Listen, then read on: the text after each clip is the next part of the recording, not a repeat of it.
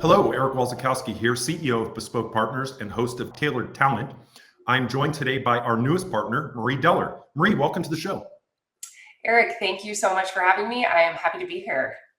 So it's kind of crazy. I was reflecting. I've been at Bespoke about 5 years, and I think I've known about you and your practice for about 5 years. And we've kind of danced around, maybe getting the opportunity to work together. Let's start off with a nice, why did you decide to join Bespoke Partners and the mission we're on? Well, Eric, as you just mentioned, Bespoke has been well known to me in the market for a number of years. And so really, it's been the reputation of this high touch, customized approach to search that I've been hearing about again and again, both from a client side, but also within the CFO market where I really focus and double down. And so it was something I couldn't ignore. I think that on top of the focus and expertise in private equity software search work, which is where I was playing in a former role, and that's been very evident by the deep relationships that you all have built in the market that, again, I keep hearing about. And I think lastly, if I could touch on one other point, which is when I started having the conversations with you and some of the functional leaders, it's just the culture and the team that you all have built at Bespoke. I think everyone has this common goal of what it's like to work really hard and create value for your clients. And that really resonated with me in having some of the conversations that I did. No, that's outstanding. And I hope you don't mind. I want to take that culture piece a step further because it's something I'm really proud of. You're a working mom, aren't you? I am. Yes, indeed. Staying busy with an almost 2-year-old. No doubt. And that to me is one of the things I'm most proud of at Bespoke Partners is not only have we created this best of the best brand, solving the hardest searches for private equity firms at the highest level, but we've created a professional and services environment where working moms can thrive. Talk to me a little bit about if and how that came into your decision. It was a huge part of it. And it's an incredible opportunity to get to work amongst other working moms who sort of understand that you're in the trenches, right? In the morning, you're getting your kids ready to be out the door or for school. And then, in the next 30 minutes, you're meeting with really important clients. And so to understand kind of the chaos behind the scenes, it's been really nice to share stories with some of the other female partners who are going through it as well. And just understanding that the resources and the support at the Bespoke level are there for when you need them. I think it's unmatched. No, and I truly appreciate you delving into a little bit more of the personal side. A lot of people shy away from talking about those things, but to me, it's what makes Bespoke special is we're authentic people first. And I think then that spills over into, hey, we're exceptional professionals and deliver outsized results for our clients. And so again, I just appreciate you delving into that. Now, on the flip side, we were really excited and interested in you in the last 5 years. And a lot of it has to do with your stellar background track record in private equity software, CFO land. Talk to me a little bit about your background, your history, and your journey to how you got to today.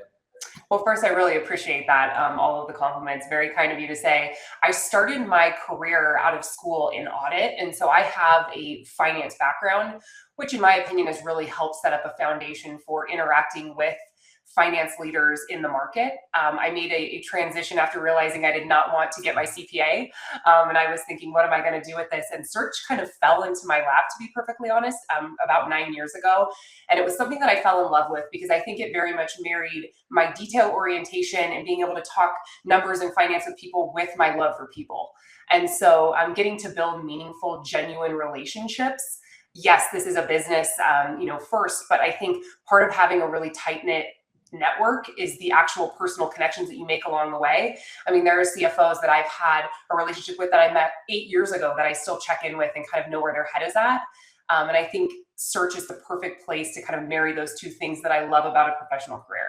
No, I love that. And look, talking about starting your career in audit, I think is something that's overlooked a lot in the search industry. And I think gives you a unique insight, one, into what the executives are thinking, feeling, going through that. And so you can sit next to them as a counselor in terms of roles, career, and where to go. But the other side of that, which I think is so important, when we deal in private equity, particularly the financial role, we're talking about value creation levers that involve optimizing the business, KPIs, the financial statements for an outcome and an outsized exit. And I think that foundation in audit, to me, builds a lot of credibility and shows through. Wouldn't you agree? Absolutely. I think it provides a foundation for a more informed conversation with your CFOs, and you kind of understand, especially some of the younger talent in the market. You kind of understand where they're coming from and what they're trying to accomplish, which is ultimately being in the CFO seat. No, fantastic. Well, look, I'm going to throw another one at you. Okay. What are you seeing in the market right now in terms of roles around value creation and then candidate availability? You know what? I've seen a bit of optimism around deal flow coming into 2026. And so I think we're all aware that there was a little bit of a market lull over the last handful of years. And so what that means is that CFOs are doubling down to stay for a potential exit. And oftentimes that's being communicated to them that it's in the next 18 months. And whether that's a retention tool or not, I think a lot of them want to see that through to the finish line. On the flip side, one of the things that I've been seeing, or I guess in kind of a parallel of that, we are hearing about CFOs being replaced potentially in the seventh or eighth inning of a hold period, and that is to get ready for the exit. So exit readiness is super important. That's not to ignore the deals that are, going through a transaction right now where they're at the beginning of a hold period and they need someone super strong too. It's just, what does the business need right now to get them across the finish line or to kick off kind of their next phase of growth if it's earlier in the investment cycle? And I think what that does is it tightens the competition in the market, and so you don't have as many CFOs who are readily available. And I think our job as search professionals is to figure out where to go next to find a really great fit for the CEO and the investor.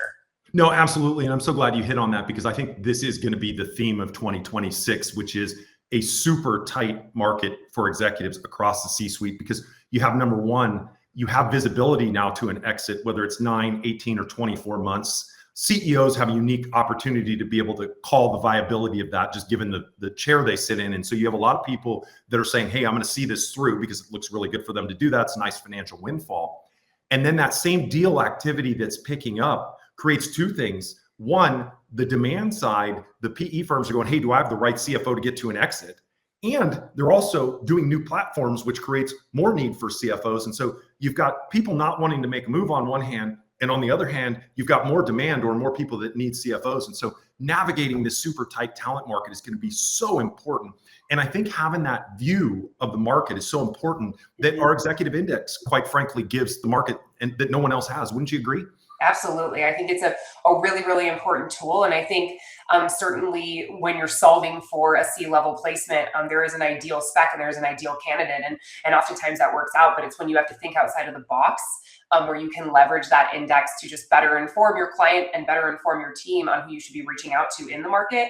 I mean, it's all about timing, right? Whether it be your availability or the business's appetite to bring on someone new. Yeah, no doubt. So as we head into 2026, what are the key levers you're going to utilize to make sure you can solve these tough searches? I think it's communicating the value creation plan in a really clear way, and so understanding from your client what they're trying to accomplish, and then tapping your network to understand what are your CFO's strengths, the been there, done that situations where you know that they can potentially do it again. What motivates them?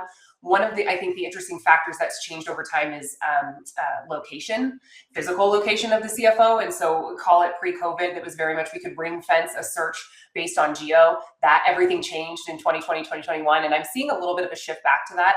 Do the CEOs want their CFOs next to them a majority of the time? I'd say it's probably a pretty even split, but I'd be curious to see if that shift kind of determines where the competitive nature happens within a certain geo, whether it be time zone specific or specific to the headquarters of the portfolio company. Makes a ton of sense. Well, Marie, before we wrap here, one of the fun things I like to ask new partners is, tell us something unique about you that folks don't necessarily know. Okay, let me think about that. This is unique to me and important to me, and it may seem funny to others, but I am a fourth generation Nevadan, which is a bit unique in that my family came over to Northern Nevada with the rest of the Basque community. And so if anyone is familiar with Northern Nevada, you know that there's a big Basque culture up here, and I won't get into the ins and outs of that, but it's kind of neat seeing that generational presence and the culture still present in 2025. That is cool. Well, that's a fun fact. And Marie, thank you so much for joining the show today. And I couldn't be more thrilled to have you on the team and the impact not only are you going to make on our clients, but the rest of our team as we continue to try to solve these financial officer searches for private equity software companies. Have an amazing day. Thanks, Eric. Excited to be here. Appreciate it. Have a good one.